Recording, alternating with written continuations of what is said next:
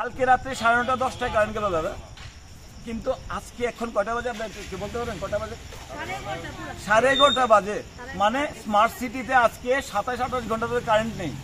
বাড়িতে বৃদ্ধ বাবা, রুগী, পাশের বাড়ি দেখলাম একটা বাচ্চা আছে, আরেক বাড়িতে দেখলাম কি বলে ব্রেন স্ট্রোকের পেশেন্ট। কারেন্ট নেই, জল নেই, একটা বাড়িতে জল নেই, কারেন্ট নেই, পেশেন্ট নেই। আমরা কিভাবে বাঁচবো স্মার্ট সিটি? আমি বুঝতেই পারি না স্যার।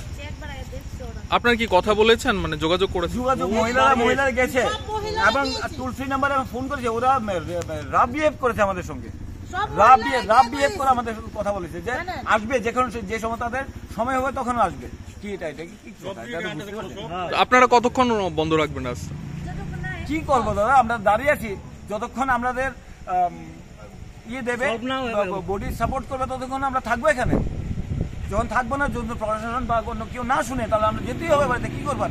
বাড়িতে নিয়ে ওই আগের দিনের মতো বোম্বা জ্বালিয়ে, কুপি জ্বালিয়ে, মোমবাতি জ্বালিয়ে খাবো? কি করবো? আর কিছু করার নেই। স্মার্ট সিটি না আগরতলা, 21st সেঞ্চুরি আমরা পাচ্ছি না। যাবো কোথায়? আমরা তো ভাবছিলাম সবাই দাঁড়িয়ে আছি।